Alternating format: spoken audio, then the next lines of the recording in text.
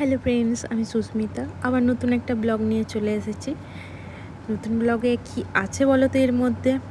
চলো তোমাদের সঙ্গে শেয়ার করব। খুবই আমার একটা ইম্পর্ট্যান্ট জিনিস। যারা পুজোতে আমার পার্লারে এসেছো তারা এই জিনিসটাকে দেখেওছো।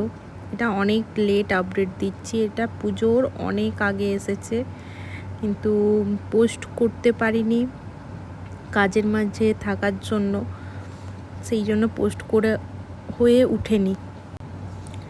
কেউ কি গেস করতে পারছো কি আছে? চলো আমি বলে দিচ্ছি কি আছে। এখানে পার্লারের জন্য চেয়ার নিয়েছিলাম, দেখতেই পাচ্ছ ব্ল্যাক কালারের চেয়ারটা। আর পুরো ভিডিওটা দিয়েছি কিভাবে সেট করতে হবে কি না। আমি সেট করার জন্য একটা দাদাকে বলেছিলাম, সেই দাদা বলল লেট হবে আসতে, সেই জন্য নিজেই ট্রাই করেছিলাম চেয়ারটা সেট করার। আর অবশেষে চেয়ারটা সেট করে নিয়েছিলাম।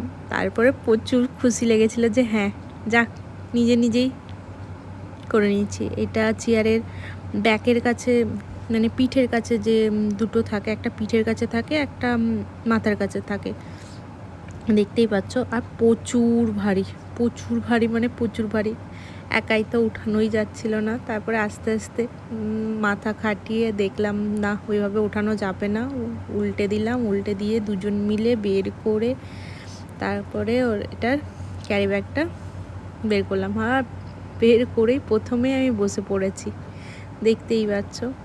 কোয়ালিটি খুবই সুন্দর এসছিল, মানে অসাধারণ যাকে বলে। আর এই চেয়ারটা যারা ইউজ করো তারা তো জানোই এটা খুবই সুবিধা হয় ইউজ করতে।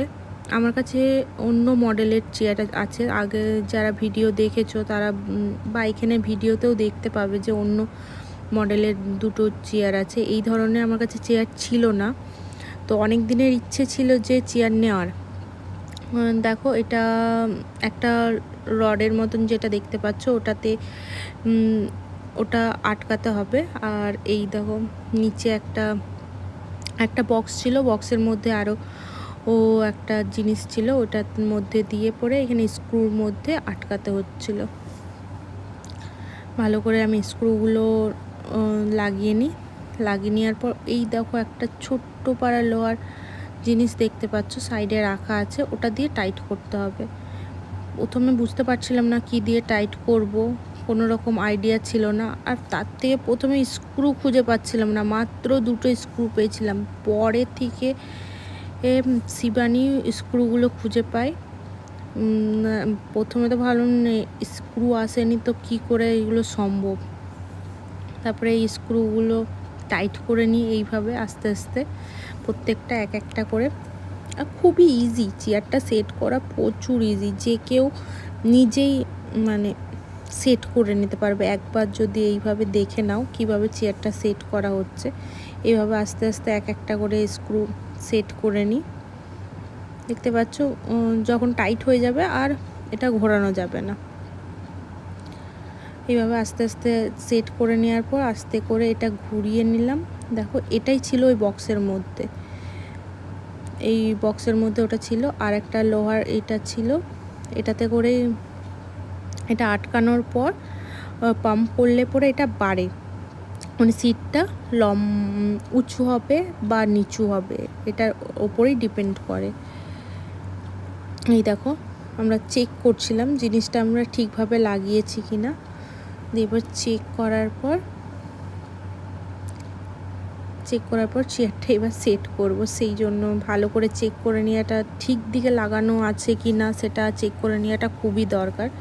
তারপরে দুজনে মিলে ধরে এই দেখো ধরে টুক করে এটা বসিয়ে দিলেই চেয়ার সেট।